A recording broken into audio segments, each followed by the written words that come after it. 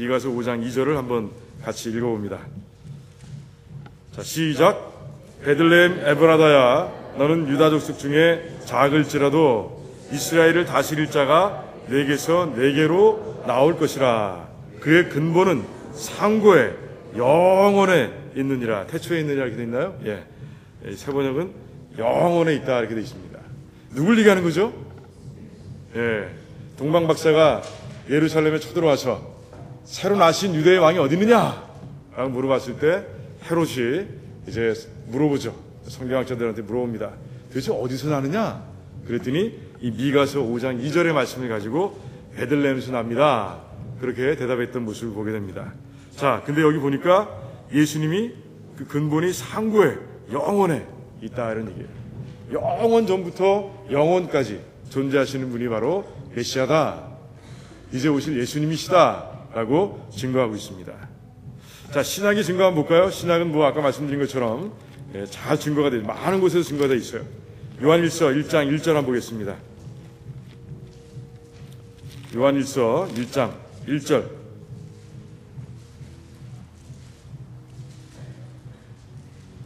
요한일서 베드로 후서 다음에 있습니다. 387페이지. 오늘 성경 찾는 연습을 많이 할 거예요. 1장 1절 한번 같이 읽어볼까요? 태초부터 있는 생명의 말씀에 관하여는 우리가 들은 바요, 눈으로 본 바요, 자세히 보고 우리의 손으로 만진 바라. 아멘. 아마 이 말씀은 다시 한번 볼 겁니다. 근데 이 생명의 말씀이 누구예요? 바로 예수 그리스도예요. 예수 그리스도. 예수 그리스도가 언제부터 계시다고요? 태초에 계시다. 태초부터 있다라고 그렇게 증거하고 있습니다. 영원하신 분이에요. 예수 그리스도는 그냥 만들어지신 분, 우리처럼 이렇게 하나님께서 창조해서 만들어주신 분이 아니라 하나님과 함께 영원히 존재하시는 분이다 하는 말씀을 볼 수 있습니다. 그렇다면 그러면 구약에 나타난 적이 있느냐? 영원히 존재하신 분이라면 구약 시대에도 잠깐 모습을 보이지 않았겠느냐? 보였어요. 여호수아 한번 보겠습니다. 여호수아 5장. 진짜 그런가 한번 봅시다. 여호수아 5장 13절에서 15절까지 말씀. 여호수아 5장 13절에서 15절까지 말씀. 우리 한번 교독합니다. 제가 먼저 읽습니다. 여호수아 5장 13절에서 15절까지 말씀 제가 먼저 읽습니다. 여호수아가 여리고에 가까이 이르렀을 때 눈을 들어본즉 한 사람이 칼을 빼어 손에 들고 마주 서 있는지라. 여호수아가 나아가서 그에게 묻되 너는 우리를 위하느냐 우리의 적들을 위하느냐 하니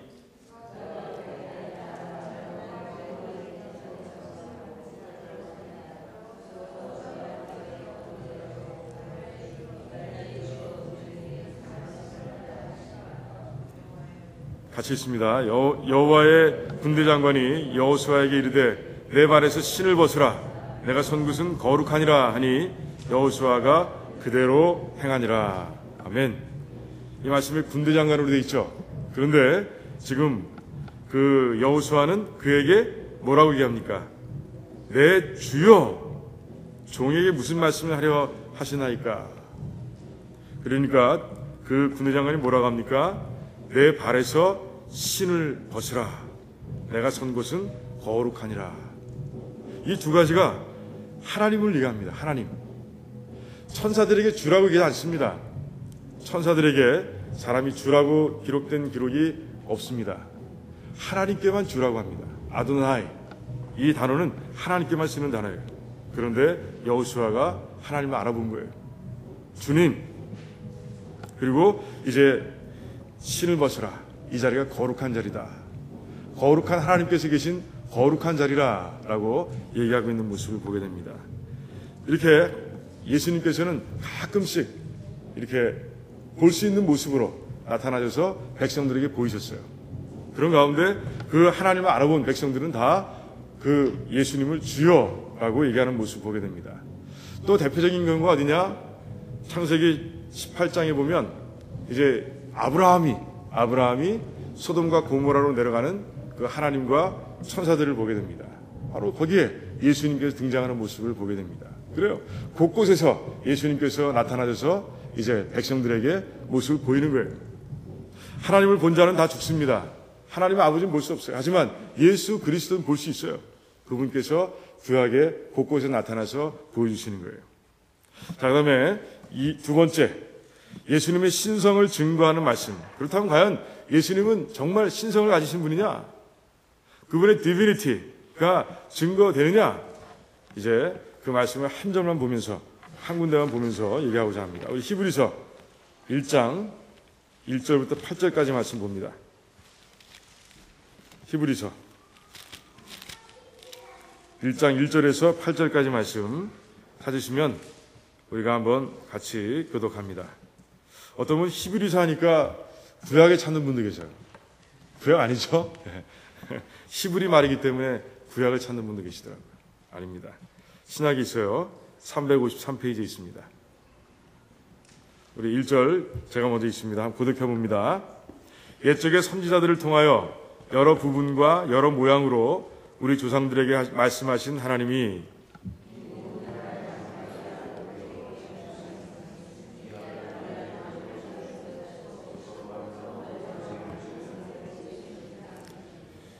이는 하나님의 영광의 광채시요 그 본체의 형상이시라. 그의 능력의 말씀으로 만물을 붙드시며 죄를 정결하게 하는 일을 하시고 높은 곳에 계신 지극히 크신 이의 우편에 앉으셨느니라.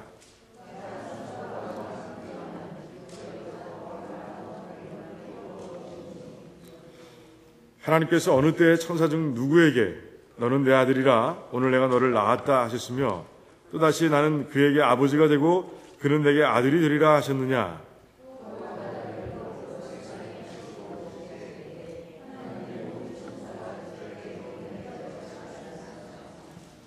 또 천사들에게 관하여는 그는 그의 천사들을 바람으로 그의 사역자들을 불꽃으로 삼으시느니라 하셨으되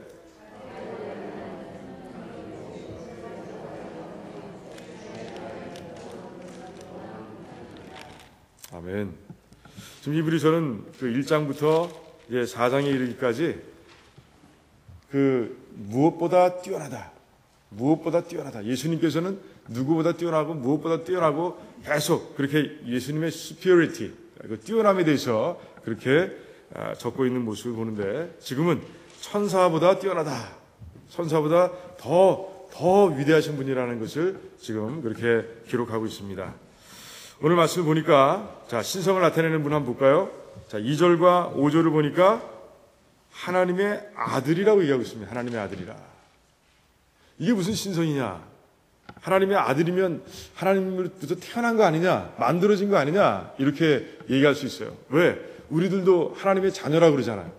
하나님의 아들이라고 그러잖아요. 하나님의 딸이라고 그러잖아요. 그럼 그게 맞는 말인가요? 우리는 하나님의 아들은 아들인데 딸은 딸인데 하나님의 어떤 자녀라고요?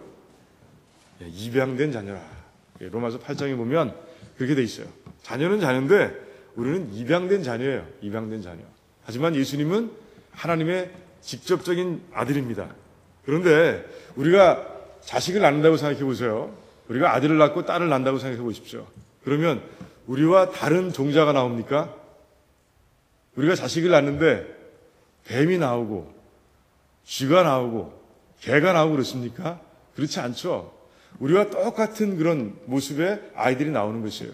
지금 이 하나님의 아들이라는 표현을 통해서 계속해서 아들이라는 얘기가 나오는데 그 아들이라는 단어를 통해서 하나님께서 무엇을 증거하고 싶으시냐? 나와 같다는 걸 증거하시는 거예요.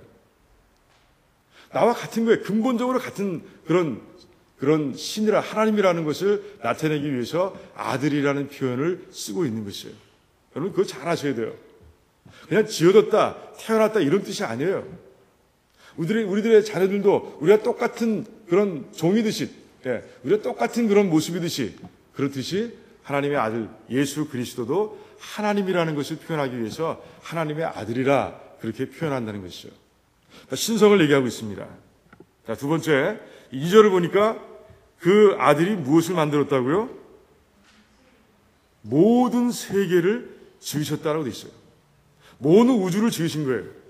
하나님께서 지으신 줄 아는 태초에 하나님이 천지를 창조하시니라 라고 말씀하셨는데 가만히 들여다보니까 히브리서를 보니까 그로 말미암아, 아들로 말미암아 온 세계가 지어졌다라고 말씀하고 계신 거예요. 그리고 그 삼위일체 하나님을 말씀드릴 때 그 단어가 엘로힘이다, 가즈라, 하나님들이라 라고 적혀 있다는 걸 제가 말씀드린 바 있습니다. 지난 시간에. 바로 그 중에 한 분이 바로 예수님이라는 거예요. 예수님. 그래서 우리는 그 속에서 하나님을, 예수님은 우주를 지으신 하나님이시다라는 것을 우리가 말씀 가운데서 발견하게 되는 것이에요. 3절에 보니까 하나님의 영광의 광채라라고 얘기하고 있습니다. 그게 무슨 얘기냐? 하나님의 영광을 그대로 드러내시는 분이라는 뜻이에요. 그대로 드러내신다. 똑같다는 것이에요. 똑같다. 그 다음에 본체의 형상이라라는 얘기는 하나님의 성품을 그대로 갖고 계신 분이다라는 뜻이에요. 지금 3절에서 예수님의 신성을 그대로 증거하고 있는 그런 모습을 보게 됩니다. 또 3절에서 또 한 가지가 있습니다. 무슨 말씀이죠? 말씀으로 만물을 붙드시고 계시다. 홀드하고 계신 거예요. 우주가 지금의 모습을 그대로 유지할 수 있도록 운영하고 계신 예수님의 모습을 보게 됩니다. 권세, 하나님의 권세를 가진 분이 바로 예수님이시다라는 것을 우리가 알 수 있는 거예요. 그 다음에 8절에 보니까 주의 보좌라는 말이 나옵니다. 주의 보좌. 보좌라는 뜻은 무엇입니까? 우리도 옥좌 이런 뜻을 쓰면은 임금의 권세를 나타내잖아요. 바로 그것이 하나님의 권세를 나타내는 거예요. 보좌는 권세를 얘기합니다. 마태복음 마지막 장에 보면 이제 하늘과 땅의 권세를 다 내게 주셨으니 라고 말씀하시는 거예요. 빌립보서 2장에 보니까 어떻게 얘기하고 있습니까? 그 하나님의 권세를 다 이제 내려놓고 오셨다라고 그렇게 얘기하고 있는 모습을 보게 됩니다. 보좌를 버리고 이 땅에 오셨다고 돼 있어요. 이미 가지고 계셨던 것들을 놨다가 다시 회복하시는 그런 모습을 보게 됩니다. 예수님의 신성을 분명하게 증거하고 있는 것이에요. 그 외에도 이제 골로새서와 빌립보서, 또 요한복음, 마가복음, 또 마태복음에 예수님의 신성을 증거하고 있는 말씀들이 담겨 있는 모습을 보게 됩니다. 곳곳에 담겨 있죠. 복음서를 보면 제일 잘 나타나 있습니다. 하나님께서, 예수님께서 오셔서 불치의 병들을 치유하시고 자연을 명령하시고 죽은 자를 살리시고 하는 모습들을 통해서 신성을 우리가 그대로 볼 수가 있죠. 자, 그렇다면 예수님은 하나님이시기만 하냐? 이것만 가지고는 안 됩니다. 이것만 가지고는 되질 않아요. 그것만 가지고는 십자가의 사건이 설명되지 않습니다. 예수님이 100% 인간이셔야 십자가 사건이 그렇게 성립이 되는 거예요. 자, 보세요. 그러면 예수님은 어떤 분이신가? 첫 번째, 성육신하신 분이다. 성육신. 영어로는 incarnation이라는 뜻이에요.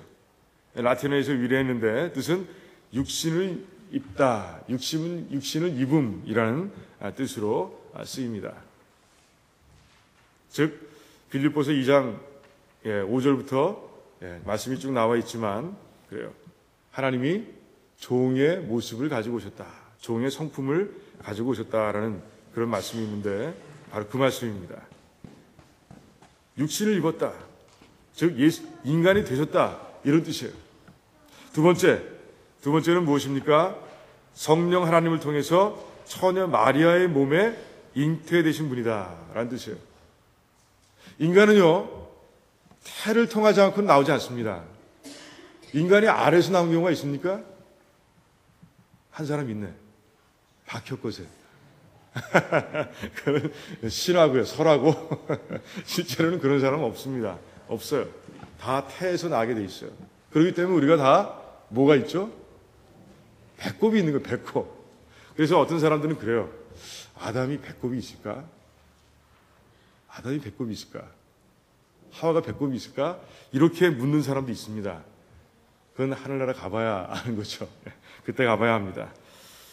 아무튼 우리는 배꼽이 있어요. 태를 통해서 나와야 인간인 것이에요. 그런데 특별하게 성령 하나님을 통해서 나왔다. 잉태됐다는 얘기예요. 자, 그럼 마태복음 1장 16절 찾아봅니다. 오늘은 말씀을 통해 증거하는 겁니다. 1장 16절 말씀 보겠습니다.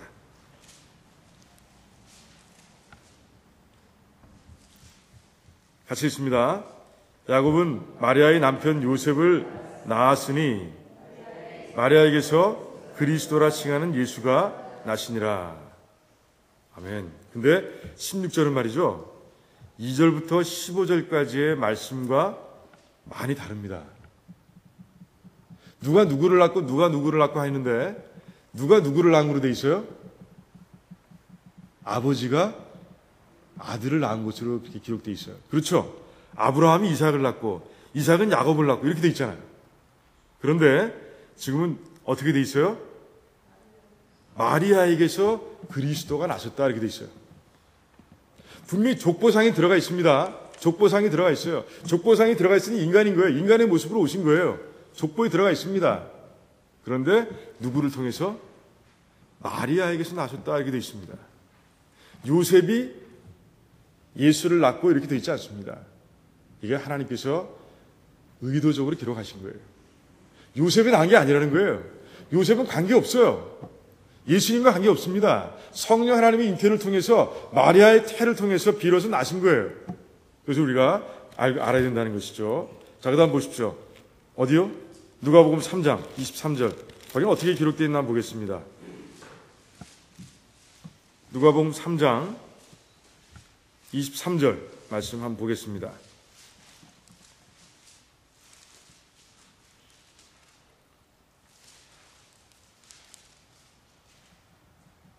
같이 읽습니다. 예수께서 가르치심을 시작하실 때 30세쯤 되시니라. 사람들이 아는 대로는 요셉의 아들이니 요셉의 위는 헬리오. 자, 보세요. 예수님의 누구의 아들이라고요? 요셉의 아들이니 라고 기록되어 있습니다. 그런 전제 조건이 있어요. 뭐라고 붙어 있어요? 사람들이 아는 대로는 이렇게 돼 있어요. 이게 무슨 말이에요? 예, 사람들이 알고 있기로는 잘못 알고 있다는 거예요. 이게 사람들은 그렇게 생각하고 있다는 거예요. 사람들은 요셉의 아들이라고 생각하고 있는데 하지만 그렇지 않다라는 뜻이 이 말씀에 담겨 있는 것이에요. 여자의 후손, 창세기 3장 15절에 보면 여자의 후손이, 그 여자의 후손이라는 게 복수가 아닙니다. 여자의 seed, 단수로 돼 있어요. 바로 예수님의 탄생을 예언하고 있는데 이 마태복음과 누가복음에도 족보에 기록은 돼 있지만 요셉의 아들이라고 이렇게 기록하고 있지 않은 거예요. 바로 성령 하나님을 통해서 태어났다는 것을 분명하게 그렇게 기록하고 있습니다. 하나님이 의도적으로 기록하신 거예요. 알라고. 그리고 천사들이 얘기하죠. 가브리엘이 나타나서 얘기하는 모습이 마태복음 1장과 누가복음 1장에 기록되어 있습니다. 자, 그 다음에 그렇다면 처녀를 통해서 탄생하신 결과는 무엇인가? 왜 처녀를 통해서 탄생하셨을까? 첫 번째, 죄가 없이 태어나셔야 되는 거예요. 인간은 어떻다고요? 인간은 원래가 죄가 있잖아요. 원죄가 있잖아요. 아담을 통해서, 한 사람의 그 아담을 통해서 이 땅의 모든 인간들이 범죄했다라고 돼 있어요. 원죄가 있는 거예요. 그 인간을 통해서 아무리 깨끗한 인간이 할지라도 안 되는 거예요. 죄 없이는 태어날 수가 없는 거예요. 이제 하나님께서 죄 없는 인간에게 이제 우리의 온 인류의 죄를 덮어 쓰셔야 되는데 죄가 있으면 소용이 없는 거예요. 그런 가운데 이제 예수님이 직접 오신 거예요. 죄 없는 인간의 모습으로 오시기 위해서 그렇게 성령으로 잉태된 그런 모습으로 이 땅에 오신 거예요. 그리고 이 땅을 살아가시면서 하나님인 동시에 인간의 모습으로 살아가시면서 그 죄 없는 모습을 지켜가신 거예요. 어떤 사람들은 그렇게 잘못 알고 있습니다. 예수님은 죄를 지을 수 없기 때문에 죄를 짓지 않으셨다. 아니, 예수님은 죄를 지을 수 없다. 예수님은 시험도 받지 않으셨다. 이렇게 얘기하는 사람도 있습니다. 맞습니까? 아니죠. 히브리 4장에 보면 예수님께서 모든 시험을 다 받으셨대 죄는 짓지 않으셨다고 되어 있어요. 그러면 또 이 말은 맞습니까? 예수님은 죄를 지을 수 있는 성품이 있는데 죄를 짓지 않으셨다. 이건 맞아요? 죄를 지을 수 있는 성품은 있는데 죄를 짓지 않으셨다. 이거 맞아요? 아니라니까. 여기 죄가 없이 태어났다고 그랬잖아요. 원죄 없이 태어나신 거예요. 하나님이 이 땅에 오신 거예요. 인간의 모습으로. 그럼 어떻게 된 거예요? 하나님은 인간이시기 때문에 시험은 당할 수 있어요. 왜? 육신을 입고 오셨기 때문에. 시험은 당할 수 있지만 하나님의 신성으로 모든 죄를 짓지 않으셨다. 이렇게 여러분들 기억하시면 그게 맞는 거예요. 죄를 지을 수 없기 때문에가 아니고요. 그리고 시험을 받기 때문이 아니고, 시험을 받지 않기 때문이 아니고, 죄를 지을 수 있는 성품이 있기 때문인도 아니고, 하나님의 신성과 인간의 모습을 그대로 가지고 계신 분이기 때문에 우리는 그렇게 설명해야 되는 거예요. 아무것도 없어요. 죄가 없어요. 하지만 시험 당하세요. 하지만 하나님의 신성으로, 그 능력으로 예수님께서는 그 죄 없음을 지켜가신 거예요. 4번, 네 번째, 예수님이 인간이심을 증거하는 말씀들이 있습니다. 자, 육신을 지니고 계십니다. 요한일서 아까 찾아봤는데 빨리 가보겠습니다. 요한일서 1장 1절.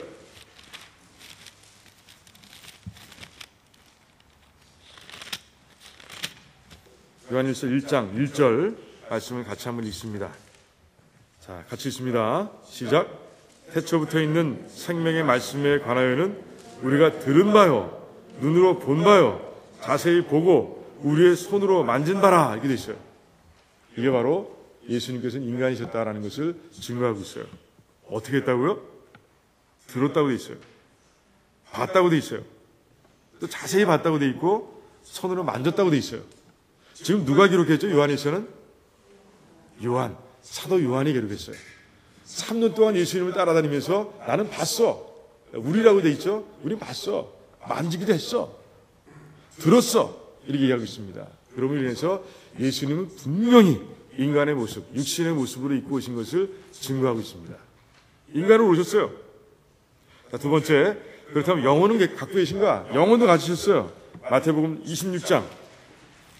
빨리 가봅니다. 마태복음 26장. 이제 38절을 한번 보는 거예요. 38절.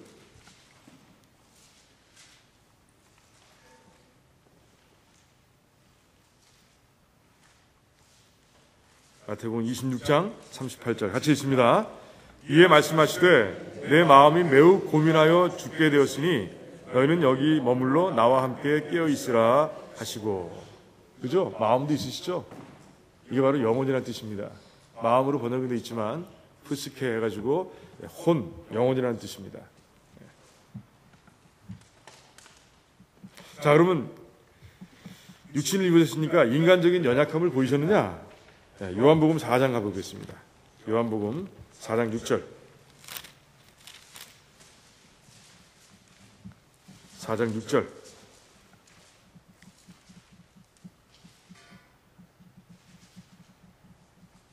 한번 읽어볼까요?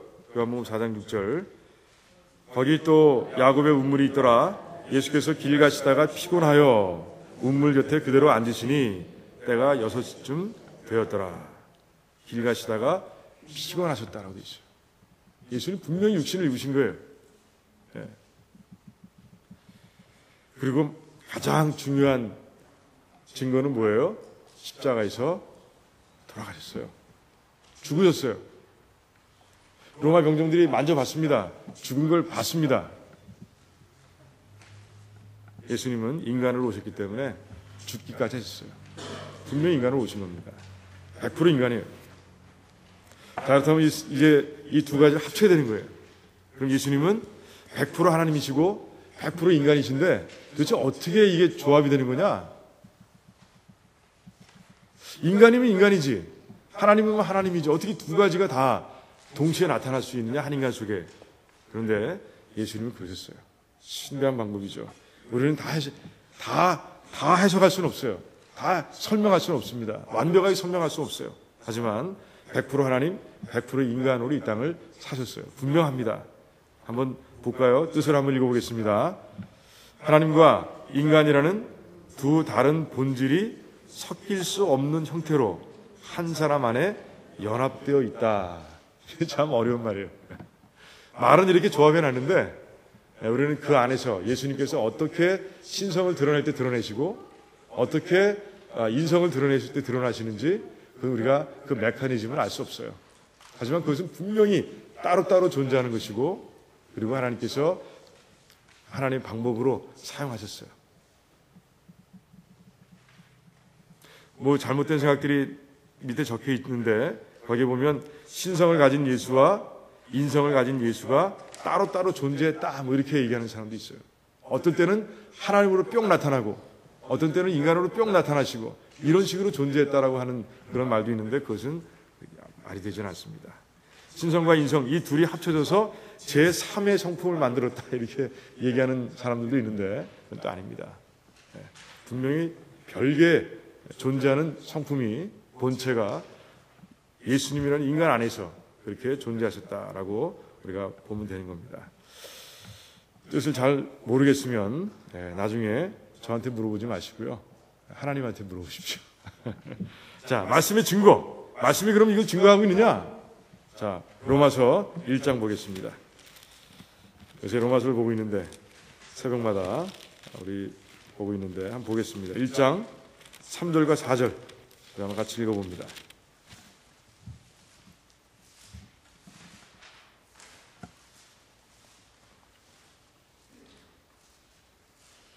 자, 3절, 4절 찾으셨어요?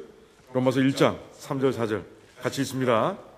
그의 아들에 관하여 말하면 육신으로는 다윗의 혈통에서 나셨고 성결의 영으로는 죽은 자들 가운데서 부활하사 능력으로 하나님의 아들로 선포되셨으니 곧 우리 주 예수 그리스도시니라. 아멘. 보세요. 3절에 사실은 다 나와 있어요. 그들의 아들에 관하여 아까 하나님의 아들은 뭐라고 그랬죠? 하나님의 신성을 나타낸다고 했어요. 하나님이시라 라는 뜻이라고 그랬어요. 그리고 하지만 육신으로 말하면 다윗의 혈통에서 난 자라 이렇게 얘기하고 있습니다. 증거하고 있는 바울이 증거하고 있습니다. 성령 하나님께서 가르쳐 주신 거예요. 그런 가운데 이렇게 적고 있는 모습을 보는 거예요. 그래서 요한복음 한번 가볼까요? 3장 13절 요한복음은 어떻게 증거하고 있는가? 3장 13절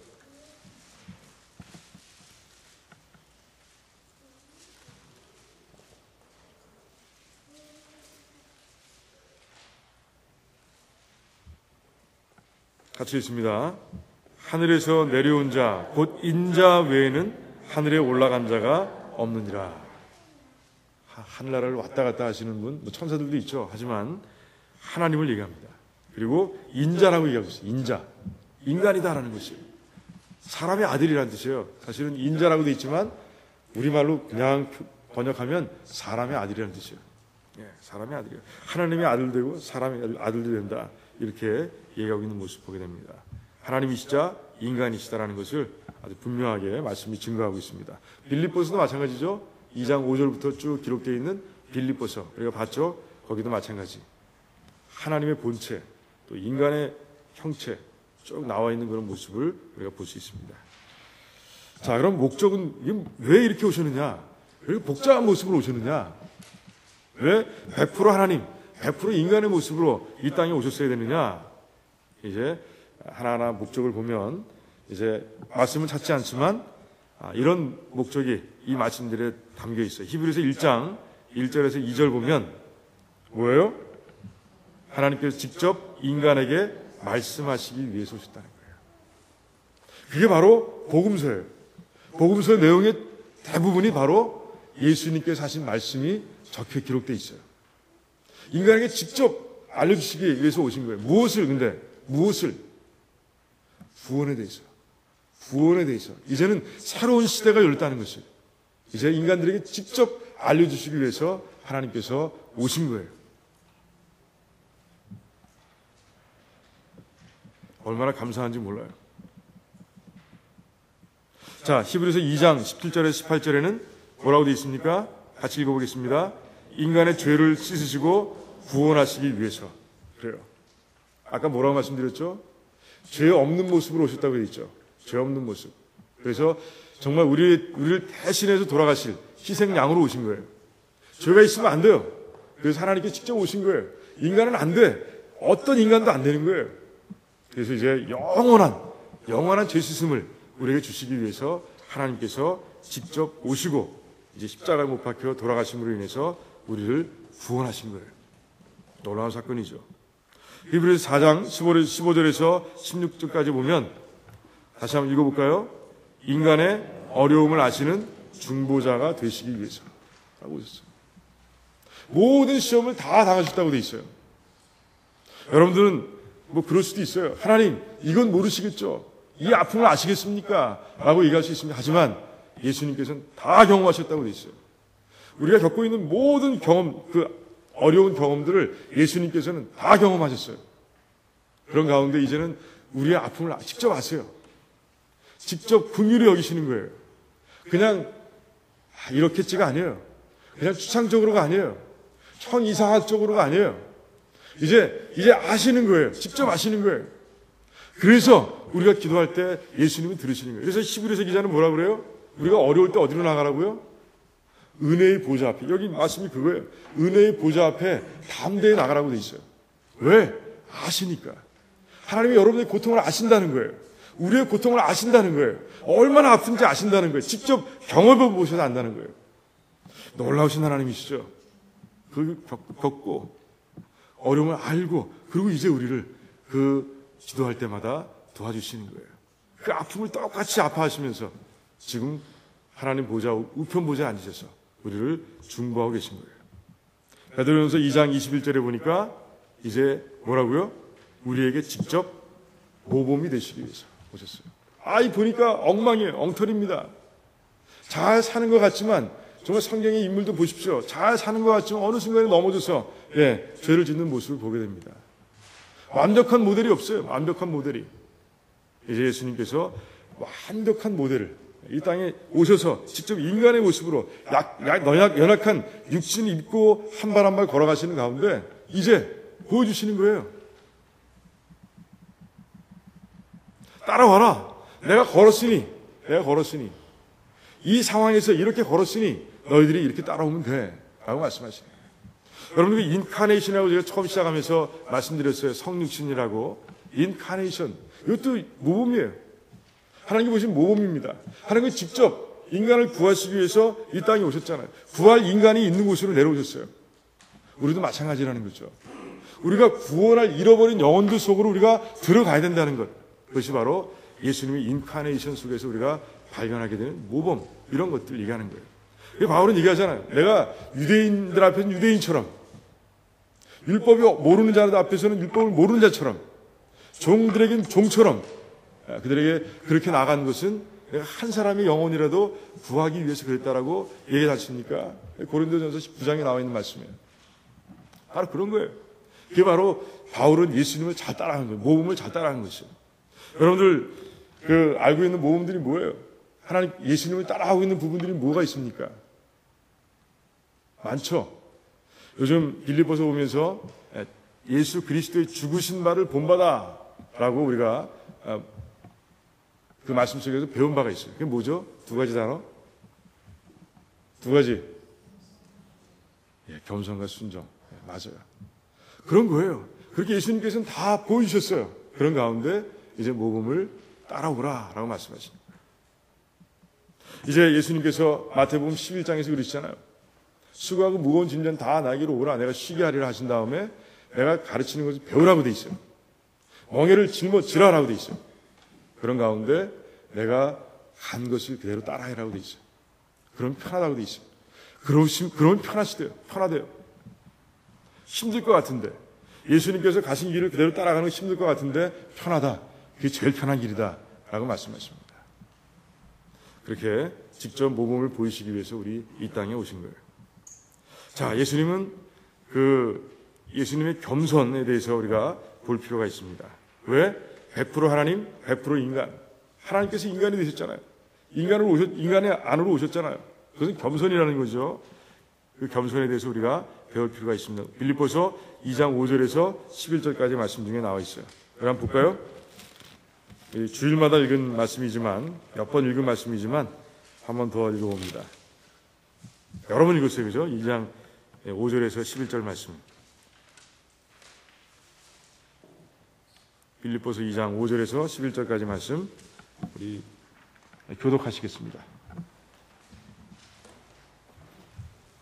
제가 먼저 읽습니다. 너희 안에 이 마음을 품으라. 곧 그리스도 예수의 마음이니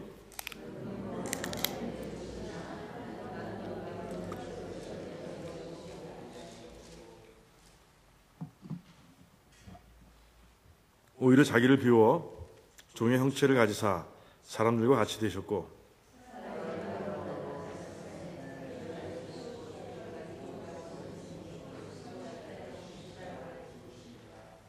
이러므로 하나님이 그를 지극히 높여 모든 이름 위에 뛰어난 이름을 주사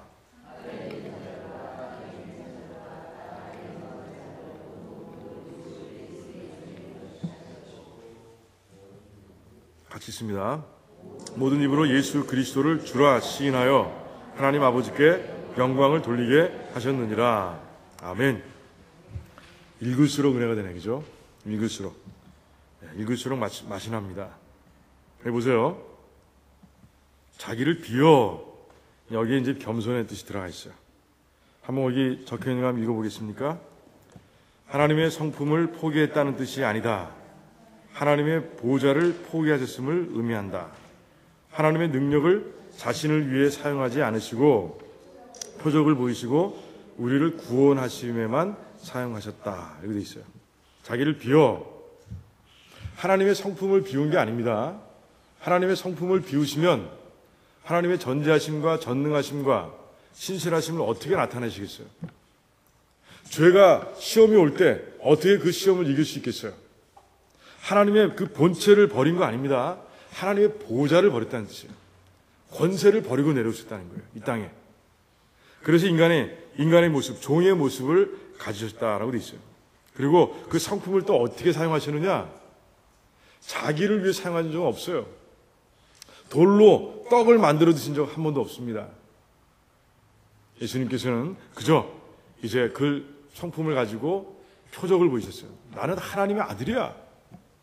내가 가르치는 이 모든 얘기는, 이 말씀은 다 진리야 라는 것을 분명하게 하시기 위해서 표적을 나타내신 거예요. 그리고 마지막에 이제 구원하시는 일에 사용하셨어요. 그 겟세마네 동산에서 기도하실 때, 얼마나 열심히 기도하셨습니까? 그런 가운데 이제는 하나님의 힘으로 이루어지는 그런 모습을 보게 됩니다. 그리고 이제 죽고 나신 후에 이제 3일 만에 부활하시지 않습니까? 그것도 마찬가지. 하나님의 능력 가운데서 이제 일어나셔서 이제 부활의 모습을 입고 이제 살아가시는 모습을 보게 됩니다. 그런 가운데 구원의 문이 열렸음을 아주 분명하게 알려주시고 또 그것을 이루신 분이 바로 하나님이세요. 그걸 위해서 하나님의 성품을 사용하신 거예요. 하지만 권세는 다 내려놓고 오신 거예요. 이제 하나님의 그 높은 자존심, 그 존귀하게 여김받는 그 자리에서 내려오셨다는 거죠.